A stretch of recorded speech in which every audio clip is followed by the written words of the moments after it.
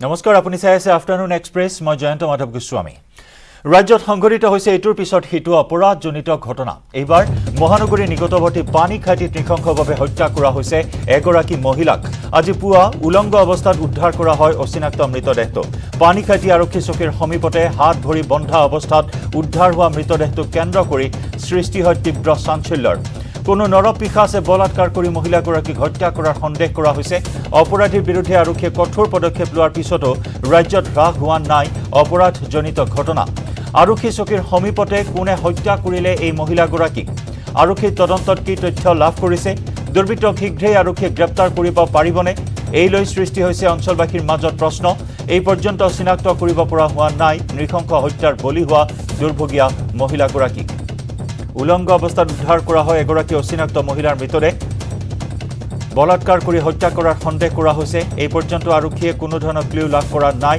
দুৰ্বৃত্তৰ কোনো ধৰণৰ সন্ধান লাভ কৰিবলৈ সক্ষম হোৱা নাই আৰু তাকে লৈ ৰাজ্যৰ মাজত এতিয়া প্ৰশ্ন উত্থাপিত হৈছে যে আৰক্ষীয়ে হত্যাকাৰীক কৰায়ত্ব কৰিবলৈ সক্ষম হ'ব নে নাই কিন্তু এতিয়াও মহিলাগৰাকীক চিনাক্ত কৰিব পৰা হোৱা নাই এই ঘটনাক কেন্দ্ৰ কৰি সমগ্ৰ পানীখাইটি অঞ্চলত অব্যাহত আছে তীব্ৰ চাঞ্চল্য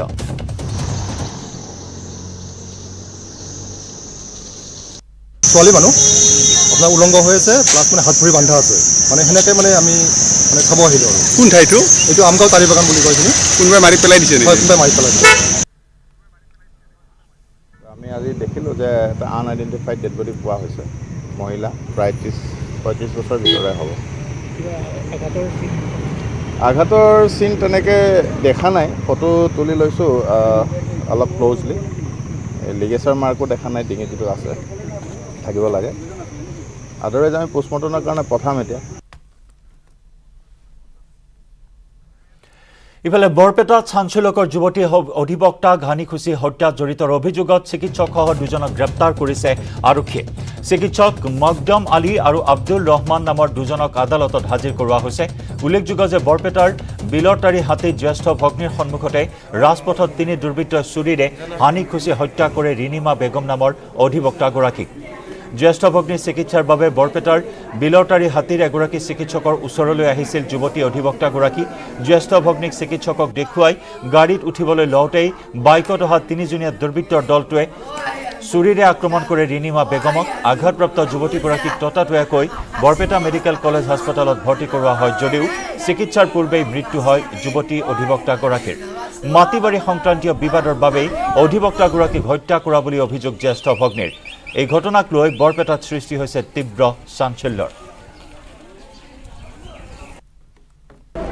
তিনিমাহমান আগৰ পৰাই মানে ডক্টৰ মকদম আলী তেওঁৰ লগত তাৰ মানে মাটি বেচা কিনাৰ কি হৈছিলে অলপ কিবা কিস্তি দিছে আৰু বাকী পইচা বাকী দিব লাগে আৰু মাটিখিনি মানে তেখেতক লোন ল'ব দিব লাগে মাটিখিনিৰ নামত আমাৰ মাটি বিক্ৰী নোহোৱাতে ৰেজিষ্টাৰ নিদিয়াতে আমি লোন ল'ব দিম নেকি সেই লৈ কেছ কৰা কৰি হৈছে আৰু মাৰিম কাটিম মাৰ্ডাৰ কৰিম এই ভাবুকি দি আছে আৰু দুজনমান ল'ৰা আছিল সেই দুজনমান সাক্ষী দুজনকো তাৰমানে সিহঁতে কেছ দিছে আমাৰো কেছ দিয়া হৈছে গতিকে আজি কালি মানে সেই ডাঙৰ বাইদেউ ডক্টৰ বিনয় দাসৰ তাতে মানে ট্ৰিটমেণ্ট কৰাব লৈ গৈছিলে লৈ যোৱাত মানে ট্ৰিটমেণ্ট কৰি আহি গাড়ীত উঠিব পিছৰ পৰা আহি মাৰি দিছে ডাঙৰ বাইদেউজনী বৰপেটাতে ঘৰ তেখেতে চিনি পায় বৰপেটাৰে ল'ৰা তিনিজন আহিছিলে কোনে কোনে মাৰিছে তিনিজন বাইদেউ কৈছে যে জুম্মাই হানিছে আৰু ডক্টৰ মকদমে ধৰিছে আৰু চিন্তু নামৰ জুম্মাৰ ভায়েকজনে সি বাইকত আছে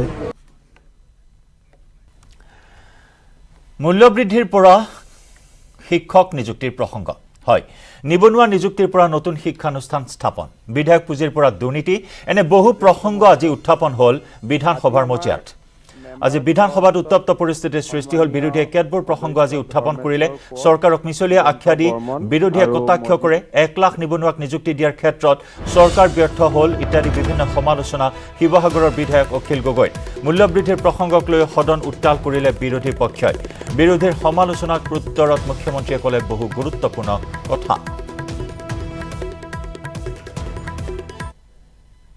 মাননীয় অধ্যক্ষ মহোদয় আজি আমাৰ মেম্বাৰ্ছ হাউচত সন্মানীয় সদস্য ধৰ্মেশ্বৰ কোঁৱৰ, দিগন্ত বৰ্মন আৰু মজিবুৰ ৰহমান ডাঙৰীয়াই তেওঁলোকৰ সমষ্টিৰ লগত জড়িত কেইবাটাও সমস্যাৰ কথা উল্লেখ কৰিছে।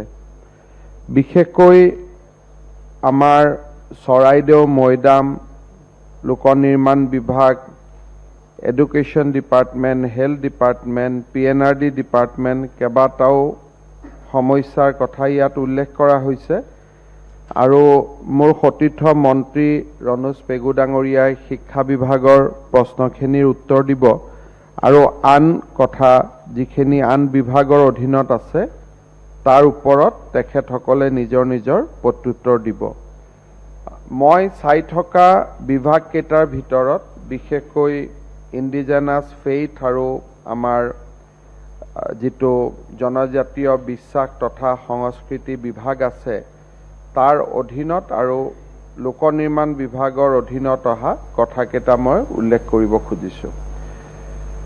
আমাৰ সন্মানীয় সদস্য ধৰ্মেশ্বৰ কোঁৱৰ ডাঙৰীয়াই চৰাইদেউ প্ৰত্নতান্ত্ৰিক স্থানৰ বিষয়ে ইতিমধ্যে তেখেতে নিজেই তেখেতৰ বক্তব্যত যথেষ্টখিনি কৈছে। চৰাইদেউত আহোমসকলৰ ৰাজধানী প্ৰায় 145 বছৰ কাল আছিল।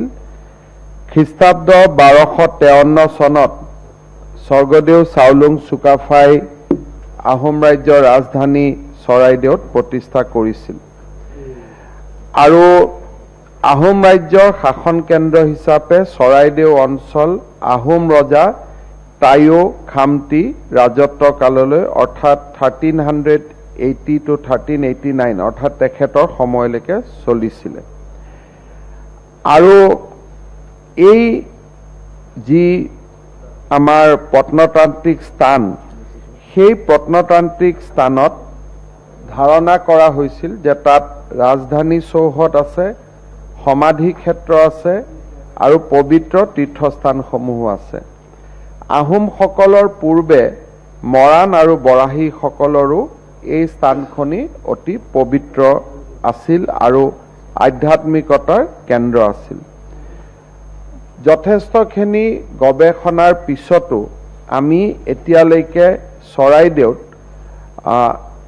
যিটো ক'ব গ'লে ৰাজধানী চৌহদৰ ভগ্নাশেষ আমি পোৱা নাই। অৰ্থাৎ স্বৰ্গদেউ চাওলুং চুকাফাই তাত কেপিটেল পাতিছিলে, ৰাজধানী পাতিছিলে, গতিকে সাধাৰণতে তাত ধাৰণা কৰা হয় যে তাত ৰাজধানী চৌহদ আছে, সমাধি ক্ষেত্ৰ আছে আৰু নামঘৰ থাকিব বা তীৰ্থস্থান থাকিব। কিন্তু এতিয়ালৈকে আমি ৰাজধানীৰ চৌহদৰ ভগ্নাশেষ বা আন কোনো অস্তিত্ব আমি এতিয়ালৈকে পোৱা নাই যদিও সমাধি ক্ষেত্ৰস্থল আৰু ধৰ্মীয় যিটো তীৰ্থভূমি ইয়াকে লৈ বৰ্তমান চৰাইদেউ এক জনবিশ্ৰুত বা জনপ্ৰিয় হৈ উঠিছে। এই স্থানতে আহোম স্বৰ্গদেউ পৰিয়ালবৰ্গ আৰু উচ্চ ৰাজবিষয়াসকলক আহোমসকলৰ ধৰ্মীয় ৰীতি নীতি আৰু পৰম্পৰাৰে সমাধি দিয়া হৈছিল আৰু এইটো স্থানত যিবিলাক সমাধি আছে কোনটো কাৰ সমাধি ক'ব নোৱাৰি যদিও এই স্থানত থকা বিশেষ বিশেষ সমাধি আহোম ৰজা আৰু তেওঁলোকৰ ৰাণীৰ সমাধি ক্ষেত্ৰ বুলি অনুমান কৰিব পাৰি আৰু কিছু সমাধি ক্ষেত্ৰ ইতিমধ্যে চিনাক্তও কৰা হৈছে যে এই সমাধি ক্ষেত্ৰটো অমুকজন স্বৰ্গদেউৰ আছিলে। সেই ধৰণে কিছু গৱেষণামূলক কামো এতিয়া আৰম্ভ হৈছে। 2014 চনত এই ক্ষেত্ৰখনক ইউনেস্কোৰ সাম্ভাব্য যিটো বিশ্ব ঐতিহ্যৰ তালিকা তাত অন্তৰ্ভুক্ত কৰা হয় আৰু তাৰ পিছৰ পৰাই ৰাজ্য চৰকাৰে চৰাইদেউক বিশ্ব ঐতিহ্য ক্ষেত্ৰলৈ উন্নত কৰাৰ বাবে বা ৰূপান্তৰ কৰাৰ বাবে যৎপৰোনাস্তি চেষ্টা চলাই আহিছে। যোৱা সময়ছোৱাত চৰাইদেউ মৈদামৰ সংৰক্ষণ বা চৰাইদেউ প্ৰত্নতাত্ত্বিক ক্ষেত্ৰৰ গোটেই অঞ্চলটোক উন্নয়নৰ বাবে আমি 25 কোটি টকা অনুমোদন কৰিছিলোঁ আৰু ইতিমধ্যে এই 25 কোটি টকাৰ কাম বিভিন্ন পৰ্যায়ত ৰূপায়ণ হৈ আছে। অৱশ্যে কেইদিনমান আগতে ডিপাৰ্টমেণ্টৰ লগত মই কথা পাতিছিলোঁ। মই আৰু অলপ ইয়াত গতি অহাটো বিচাৰোঁ আৰু যিমানখিনি গতিত হৈ আছে মই ব্যক্তিগতভাৱে তাত সন্তুষ্ট নহয়। গতিকে তাত আৰু অলপ গতি দিব লাগিব, তাত আৰু অলপ কাম কৰিব লাগিব, যাতে ই বিশ্ব ঐতিহ্য ক্ষেত্ৰৰ বাবে যেতিয়াই আমি এপ্লিকেশ্যন কৰিম বা কাম কাজবোৰ আৰম্ভ হ'ব, তাত যাতে এই ডেভেলপমেণ্ট প্ৰজেক্টটোৱে যথেষ্টখিনি সহায় কৰিব পাৰে। আমাৰ স্বাস্থ্যমন্ত্ৰী কেশৱ মহন্ত ডাঙৰীয়া আৰ্কিঅলজি ডিপাৰ্টমেণ্ট চাই থকা সময়ত আমি এই চৰাইদেউক বিশ্ব ঐতিহ্য ক্ষেত্ৰলৈকে ৰূপান্তৰ কৰিবৰ বাবে এখন advisory committee, preservation committee, monitoring committee আৰু টেকনিকেল কমিটি আমি গঠন কৰি দিছিলোঁ। তাত ডক্টৰ KC নৰিয়াল, তেখেত কালচাৰেল এক্সপাৰ্ট, তেখেতক আমি এই গোটেই কামখিনি ডছিয়াৰ প্ৰিপেয়াৰ কৰা বা আমাৰ হৈ যুক্তি প্ৰস্তুত কৰা এই গোটেই কামখিনিৰ বাবে তেখেতৰ নেতৃত্বত আমি তেখেতক এক্সপাৰ্ট হিচাপে লৈ আমি কাম আৰম্ভ কৰিছোঁ। তেখেতে আমাৰ পৰা 3 বছৰমান সময় লৈছে যে উইদিন 3 years তেখেত ৰেডি হৈ পৰিব আৰু তেখেতে বিশ্বাস কৰে যে চৰাইদেউক আমি বিশ্ব ঐতিহ্য ক্ষেত্ৰলৈ ৰূপান্তৰ কৰিব পাৰিম। তাৰ বাবে যিখিনি ইনগ্ৰেডিয়েণ্টছ আছে সেইখিনি চৰাইদেউত আছে। ইতিমধ্যে আমাৰ 14/2/2022 তাৰিখে অসম বিধানসভাৰ সন্মানীয় অধ্যক্ষ বিশ্বজিৎ দৈমাৰী ডাঙৰীয়ায়ো চৰাইদেউলৈকে গৈছিলে আৰু এই চৰাইদেউত চলি থকা কামসমূহৰ ক্ষেত্ৰত তেখেতেও বুজ লৈছিলে আৰু ডছিয়াৰ প্ৰস্তুত কৰাৰ বিষয়ে পৰামৰ্শ দিছিলে। আমাৰ ৰেভিনিউ মিনিষ্টাৰ যোগেন মহান ডাঙৰীয়ায়ো তাত অংশগ্ৰহণ কৰিছিলে। এই চৰাইদেউৰ প্ৰত্নতান্ত্ৰিক যিটো ক্ষেত্ৰ আছে, যাক আমি বিশ্ব ঐতিহ্য ক্ষেত্ৰলৈ ৰূপান্তৰ কৰাৰ বাবে নিৰন্তৰ প্ৰচেষ্টা কৰি আছোঁ, তাৰ সমান্তৰালভাৱে এই চৰাইদেউক এটা উন্নয়নৰ এটা নতুন পৰ্যায়লৈ লৈ যাবৰ বাবেও আমাৰ চৰকাৰে প্ৰচেষ্টা কৰি আছে। আৰু এই প্ৰচেষ্টাৰ আটাইতকৈ ডাঙৰ অংশটো হৈছে চৰাইদেউ মেডিকেল কলেজ, যাক আমি নিৰ্মাণ কৰাৰ কাম হাতত লৈছিলোঁ। আৰু যোৱা 1.5 মাহ 2 মাহ আগতে মই তাক গৈ চাই আহিছিলোঁ আৰু খুব দ্ৰুত গতিত চৰাইদেউ মেডিকেল কলেজৰ কাম নিৰ্মাণ হৈ আছে। আৰু মই অত্যন্ত আশাবাদী যে 2025 চনত চৰাইদেউ মেডিকেল কলেজখন আমি ৰাইজৰ বাবে উৎসৰ্গা কৰিব পাৰিম। ইয়াৰ উপৰিও সন্মানীয় সদস্য ধৰ্মেশ্বৰ কোঁৱৰ ডাঙৰীয়াই চৰাইদেউ উৎসৱ আদিৰ কথা কৈছে, যি অনুষ্ঠানবিলাকত মই নিজেও যোগদান কৰিছিলোঁ। আৰু মই ভাবোঁ যে আমাৰ চৰকাৰে লোৱা বিভিন্ন প্ৰচেষ্টাৰ ফলস্বৰূপে এতিয়া চৰাইদেউৰ পৰিৱেশ সলনি হৈছে আৰু এটা সময়ত যিহেতু ই নাগালেণ্ড আৰু অৰুণাচলৰ সীমান্তৱৰ্তী অঞ্চল, মেডিকেল কলেজ বিশ্ব ঐতিহ্য ক্ষেত্ৰ হৈ যোৱাৰ লগে লগে চৰাইদেউৰ পুৰণা ঐতিহ্য আৰু গৌৰৱ আৰু বহু পৰিমাণে বৃদ্ধি হ'ব, তাক মই বিশ্বাস কৰোঁ।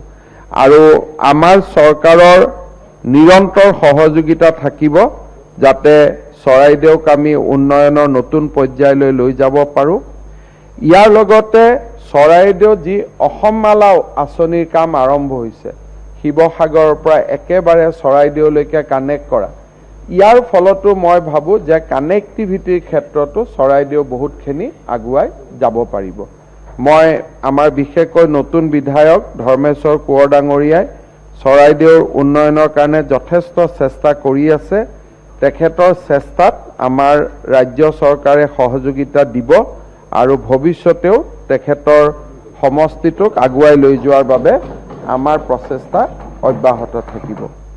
আমাৰ সন্মানীয় সদস্য দিগন্ত বৰ্মন ডাঙৰীয়াই তেখেতৰ মেম্বাৰ আৱাৰ্ছত বৰক্ষেত্ৰী সমষ্টিৰ উন্নয়ন সম্পৰ্কে কেইবাটাও কথা উল্লেখ কৰিছে আৰু ইয়াৰ ভিতৰত তেখেতে বিশেষকৈ পথ নিৰ্মাণ বা ভৱিষ্যতে আমাৰ যিবিলাক ৰোড ইনফ্ৰাষ্ট্ৰাকচাৰ আমি বনাইছোঁ তাতে আহিব পৰা সম্ভাৱ্য বিপদসমূহৰ কথাও আমাক কৈছে। ইতিমধ্যে আমি এইখিনিও জানো যে বৰ্তমান আমাৰ যি হাজো নলবাৰী ৰাস্তা আছে বা আমিনগাঁৱৰ পৰা হাজো হৈ নলবাৰীত যোৱা ৰাস্তা তাৰ অৱস্থাটো যথেষ্ট বেয়া আৰু ইয়াক তৎকালীনভাৱে ৰিপেয়াৰ কৰাৰ প্ৰয়োজনীয়তা আছে। মই সেই ক্ষেত্ৰত সন্মানীয় সদনক আশ্বাস দিব খোজো যে আমিনগাঁৱৰ পৰা একেবাৰে নলবাৰীলৈ যোৱা যিটো ৰাস্তা আছে তাক এটা সময়ত নেশ্যনেল হাইৱে সি যাবগৈ, কিন্তু বৰ্তমান আমি তাক সুন্দৰভাৱে নিৰ্মাণ কৰাৰ ব্যৱস্থা আমি হাতত ল'ম।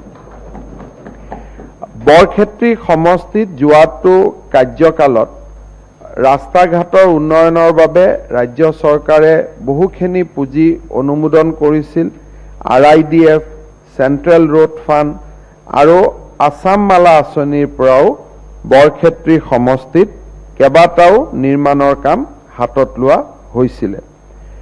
আজি সন্মানীয় সদস্য দিগন্ত বৰ্মন ডাঙৰীয়াই অনাগত দিনত লোক নিৰ্মাণ বিভাগত কেনেকে কাম হ'ব পাৰে, বিশেষকৈ বৰক্ষেত্ৰী সমষ্টিৰ প্ৰাণকেন্দ্ৰ মুকালমুৱাত এখন উৰণীয়া সেতু, মুকালমুৱা, লোহাৰকাঠা, ৰামপুৰ, কাণবাৰী, দৌলাশাল, কমাৰকুছি, কালা, কৰিয়া চাৰিআলিৰ কাষত ড্ৰেইনেজ ছিষ্টেমৰ কথা তেখেতে উল্লেখ কৰিছে। নেশ্যনেল হাইৱে 2014ত হৈছে, তাক এতিয়া নেশ্যনেল হাইৱেলৈ হেণ্ডঅভাৰৰ কথা কৈছে আৰু এই ধৰণে আমাৰ 2017ত যিটো মৰুৱা কমলপুৰ পথ নিৰ্মাণ হৈছে তাৰ নিৰ্মাণৰ যিখিনি অলপমান শ্ল' হৈ আছে তাৰ ওপৰতো উল্লেখ কৰিছে।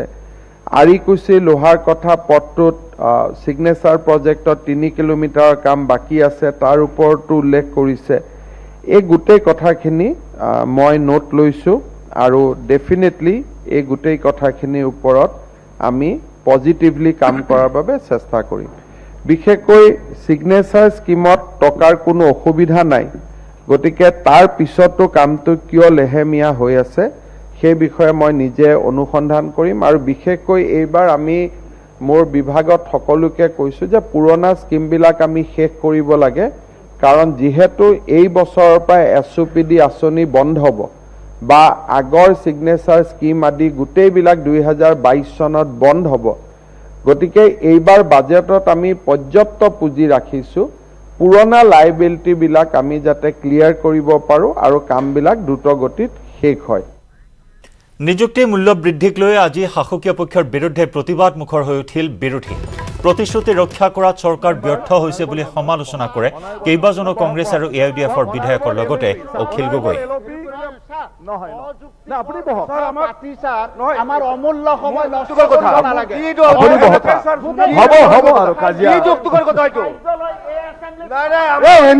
এনেকে প্ৰশ্নকৰ্তা হেঁচা মাৰি ধৰিলে নহ'ব, এনেকে নহ'ব, এইটো নহ'ব। চবে কি হেঁচা মাৰি ধৰে আপোনালোকে, এনেকে নহ'ব দেই। কমলাক্ষক কৈ থাকক আপুনি, কমলাক্ষক কৈ থাকক, কমলাক্ষক কৈ থাকক আপুনি। এইটো কি হেঁচা মাৰি ধৰা নিয়ম আপোনালোকে সকলোৱে? আপোনালোকে বিৰোধী পক্ষৰ সদস্যবিলাকক এনেকে হেঁচা মাৰি ধৰে, প্ৰশ্ন কৰি থাকক। প্ৰতিক্ৰিয়াৰ পিছতো ৰাজ্যত অব্যাহত আছে এনকাউণ্টাৰ। এইবাৰ পশ্চিম কাৰ্বি আংলঙত আৰক্ষীৰ এনকাউণ্টাৰ। খেৰণীত আৰক্ষীৰ গুলীত ধৰাশায়ী হ'ল শিশু ধৰ্ষণকাৰী। 5 আৰু 8 বছৰীয়া দুটি কন্যা শিশুক ধৰ্ষণ কৰিছিল হৰেন্দ্ৰ ৰাম নামৰ এজন লোকে। আৰক্ষীৰ গুলীত আহত হয় ধৰ্ষণকাৰী হৰেন্দ্ৰ ৰাম। বাওঁ ভৰিত গুলী লাগে অভিযুক্ত ধৰ্ষণকাৰীটোৰ। আৰক্ষীৰ জিম্মাৰ পৰা পলাবলৈ লওঁতেই আৰক্ষীয়ে গুলীচালনা কৰে। এনকাউণ্টাৰৰ পূৰ্বে শূন্যলৈ দুজাই গুলীচালনা কৰিছিল আৰক্ষীয়ে। দুটা ছোৱালীৰ ৰেপ কেছ, 7 বছৰীয়া 8 বছৰীয়া সৰু সৰু ছোৱালী আছে। তাৰপিছত তেওঁলোক আৰেষ্ট কৰাৰ এই কেছ ৰেজিষ্টাৰ্ড হৈছে। মানুহটো হাতত ধৰা পৰা পিছতেই পলাবলৈ চেষ্টা কৰিছিল। তাৰপিছত ভৰিত অলপ এটা গুলি মৰা হৈছে। এইটো মাইলু আউটপোষ্টৰ অন্ডৰত পৰে শংকৰ বস্তি ফালে শংকৰ বস্তিৰ ফালে মানে পলাবলৈ লওঁতে তাকে ইঞ্জুৰি এটা গুলি মাৰা হৈছিল মানে আৰু ইয়াৰে সৈতে সময় হ'ল আফটাৰনুন এক্সপ্ৰেছৰ পৰা বিদায় লোৱাৰ নমস্কাৰ